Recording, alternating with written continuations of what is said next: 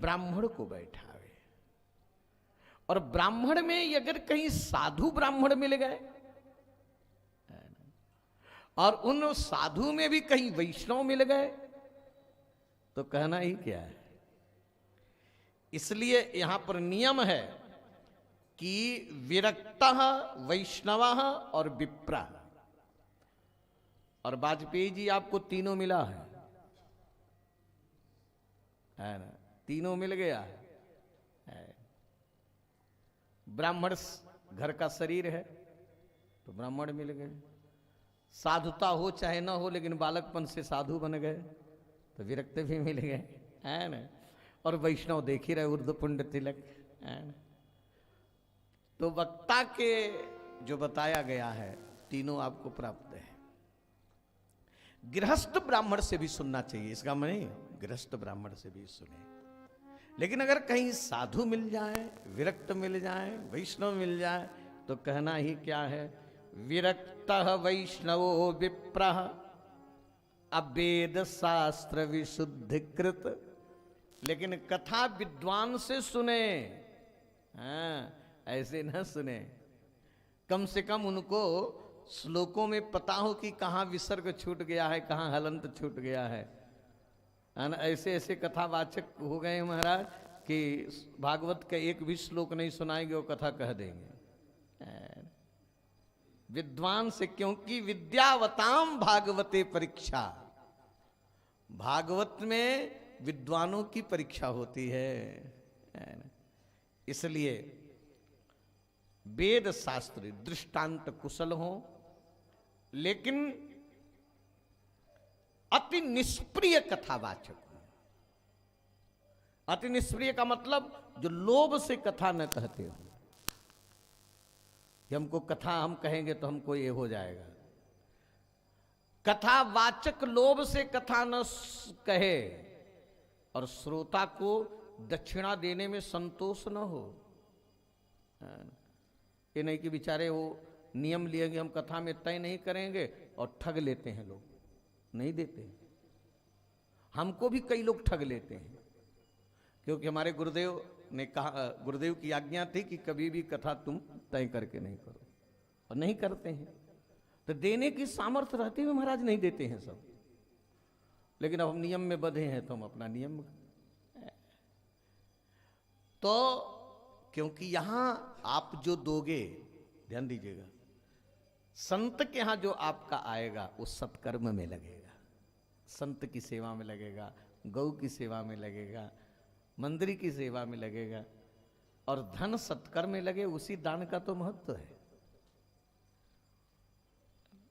तो वक्ता अति निष्प्रिय हो और श्रोता उदार हो करके वक्ता को देने में संतोष न हो, अनेक धर्म विभ्रांत न हो और स्त्रैण न हो। स्त्रैण वक्ता से भी कथा न सुने। स्त्रैण का मतलब जिन वक्ता को स्त्रियां ही अच्छी लगती हो माता की दृष्टि से, लेकिन अगर दृष्टि से अगर स्त्रैण वक्ता है तो उससे भी कथा नहीं सुननी चाहिए।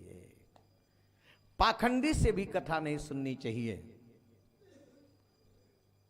और सूर्योदय से नियम पूर्वक पूजन हो, गणेश जी का पूजन हो।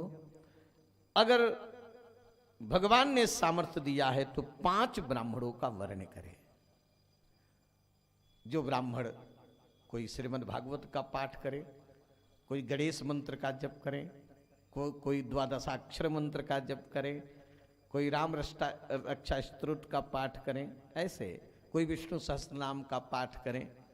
ऐसे ब्राह्मणों को 5 ब्राह्मणों का वर्ण करें। और व्यास के प्रति, कथा व्यास के प्रति निष्ठा रखे कि साक्षात सुखदेव जी ही हमको मिल गए, और उनसे प्रार्थना करे कि आप तो सुख रूप हैं, है ना। रोज उनका पूजन करे।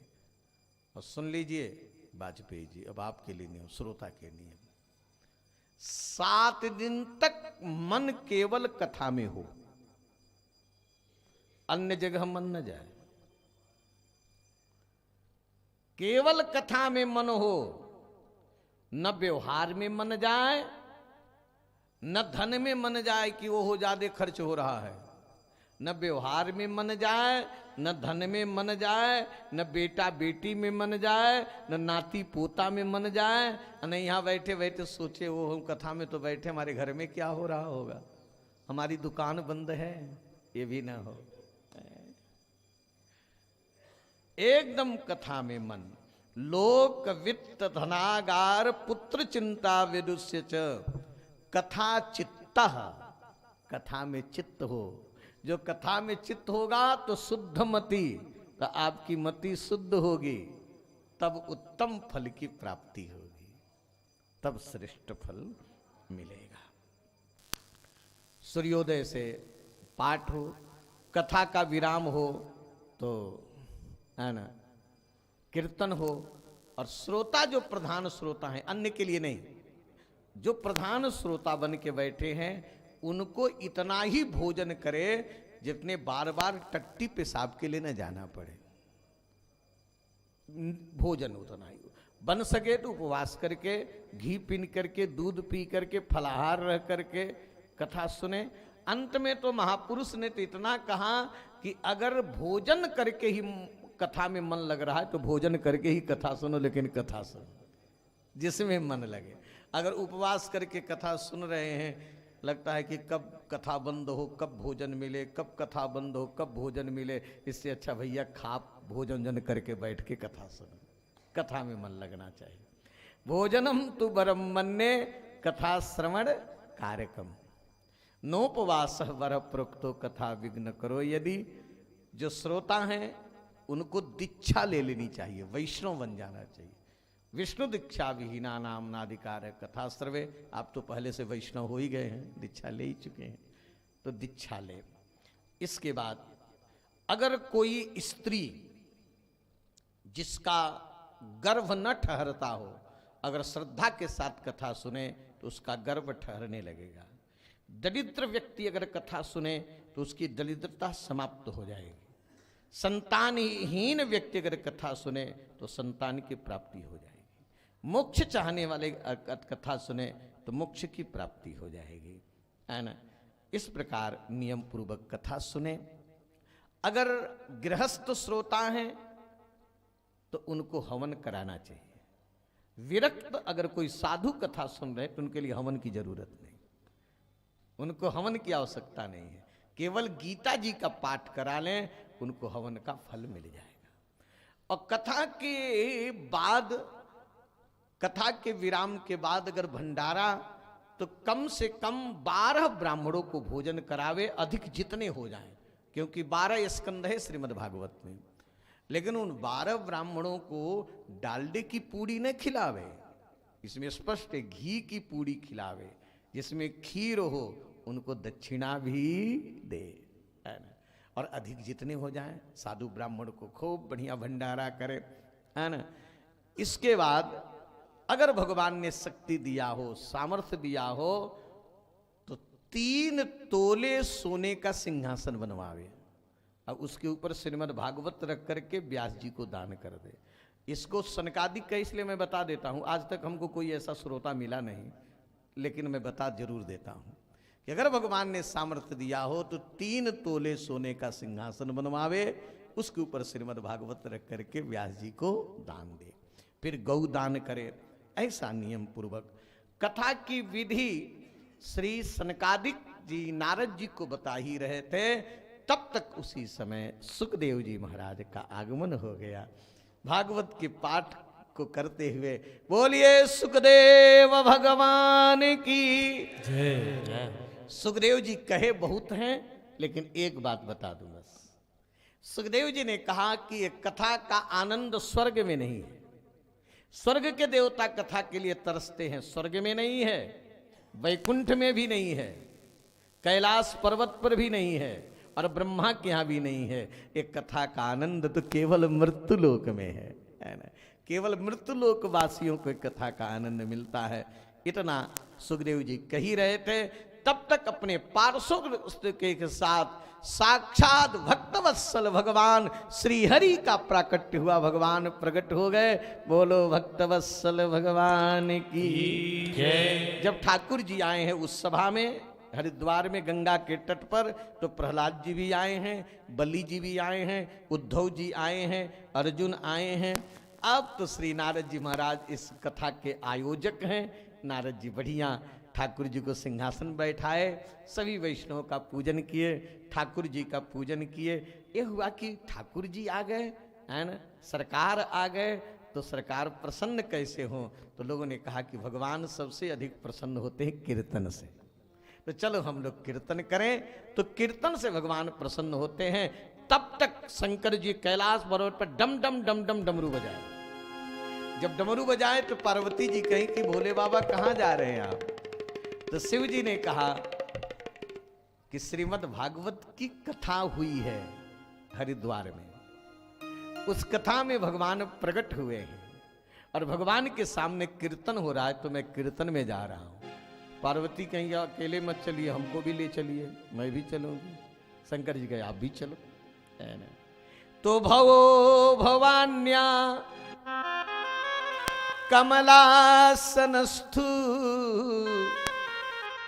कमलासन आ गए, जिनका कमल का आसन है। कमल का आसन किनका है? ब्रह्मा जी। ब्रह्मा जी आ गए, सरस्वती जी पहले से आ गई हैं। कीर्तन का विधान बना। तो कीर्तन तो ऐसे भी किया जा सकता है, लेकिन कीर्तन में यदि संगीत हो तो और आनंद आए। जैसे भजन तो ऐसे गाया जा सकता है, भजन संगीत से, जैसे हमारे कौशल तिवारी जी हैं, तो संगीत के साथ कीर्तन हो। तो प्रहलाद जी कहे कि मैं करताल बढ़िया बजाता हूं। प्रहलाद जी कहे कि मैं, मुझको करताल बजाने आता है। तो उद्धव जी कहे कि मैं मजीरा बजाता हूं, मैं मजीरा बजाता हूं। देवराज इंद्र कहे, सियाराम, देवराज इंद्र कहे कि मैं मृदंग बजाता हूं। इंद्र बहुत अच्छे मृदंग वादक, मैं मृदंग बजाता हूं। तो अर्जुन कहे कि मैं गाता बढ़िया हूं, क्योंकि गंधर्व कला में कुशल हैं अर्जुन। अर्जुन कहते मैं गाता बढ़िया हूं, मैं राग बढ़िया आलापूंगा। सनकादिक कहे कि ना हमको गाने आता है ना बजाने आता है, हम क्या करें? तो कहे कि हम लोग जय जयकार करेंगे। कीर्तन कारकों को बीच में जय हो कहो तो और आनंद आ जाता है, तो हम लोग जय जयकार करेंगे।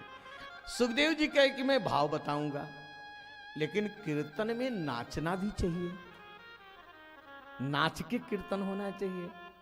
जैसे मीराबाई पग घुघरू बांध मीरा नाची रे, चैतन्य महाप्रभु नाच करके कीर्तन करते, नरसिंह जी नाच करके कीर्तन करते, तुकाराम जी नाच के कीर्तन करते। कीर्तन में नाचना है, कौन नाचेगा?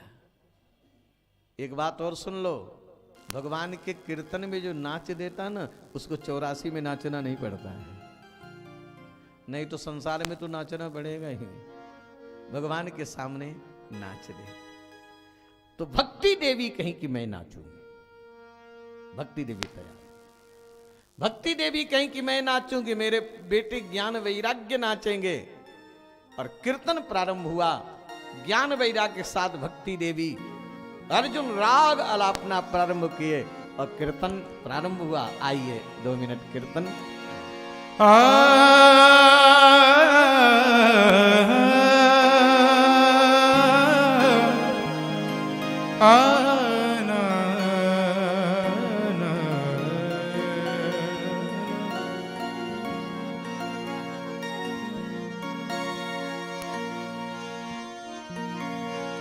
तेरा सुंदर रूप लखा जब से, तब से लगता कुछ खोया खोया। बेचैन हूँ चैन नहीं आता, आई नींद नहीं मैं सोया।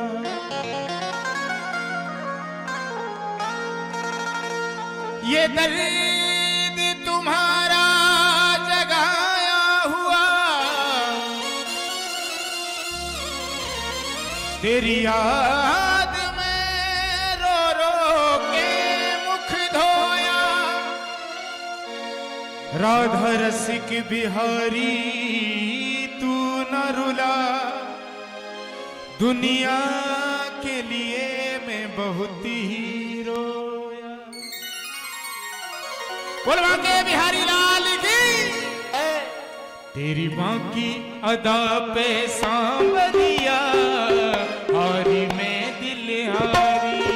तेरी माँ की अदा पे सांवरिया, हारी में दिल हारी।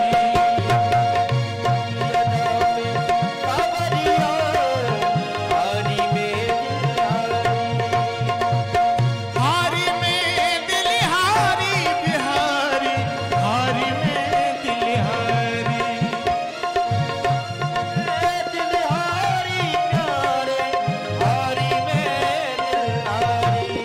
तेरी बाकी अदा पे सांवरिया, हारी में दिल हारी।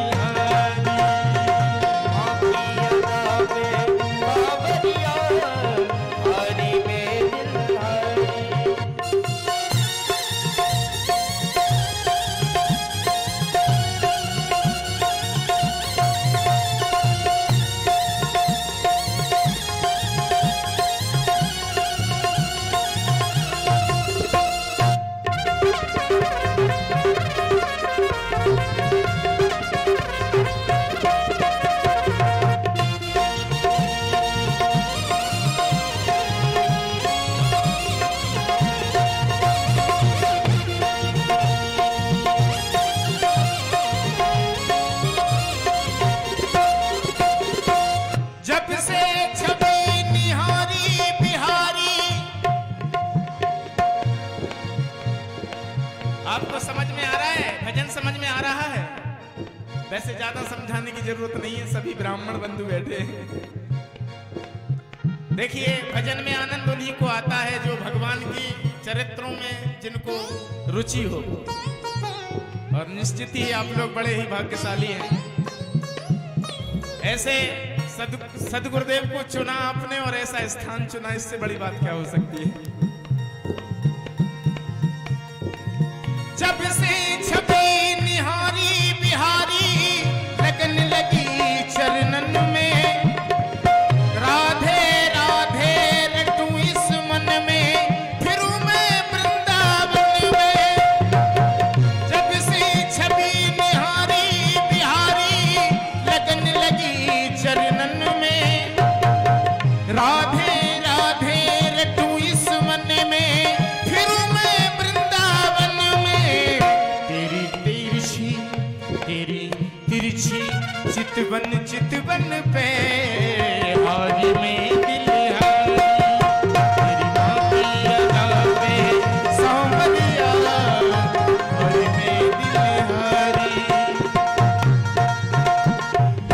हारी में दिल हारी बिहारी, हारी में दिल हारी। हारी में दिल हारी बिहारी, हारी में दिल हारी। तेरी माँ की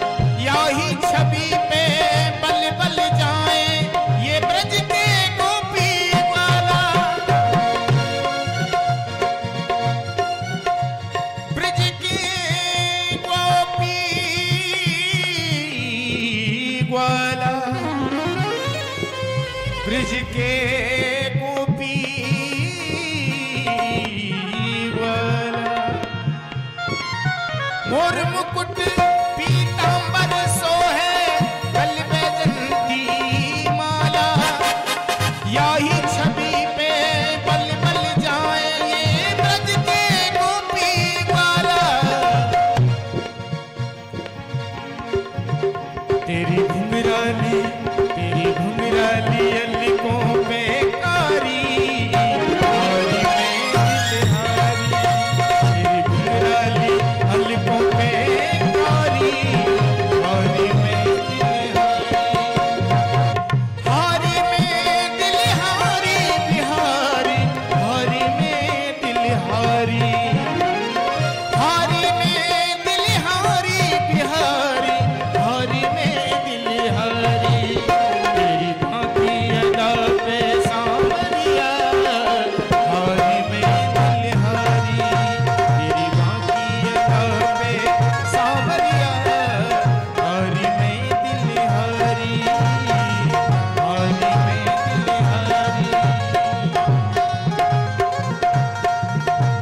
श्री कृष्ण गोविंद हरे मुरारे, हे नाथ नारायण वासुदेव। श्री कृष्ण गोविंद हरे मुरारे, हे नाथ नारायण वासुदेव। हे नाथ नारायण वासुदेव, हे नाथ नारायण वासुदेव। श्री कृष्ण गोविंद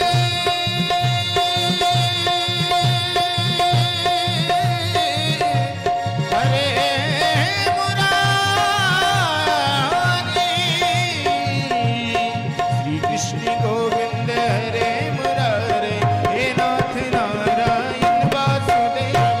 श्री कृष्ण गोविंद हरे मुरारे, हे नाथ नारायण वासुदेव। हे नाथ नारायण वासुदेव, हे नाथ नारायण वासुदेव। हे नाथ नारायण वासुदेव, हे नाथ नारायण वासुदेव। हे नाथ नारायण वासुदेव।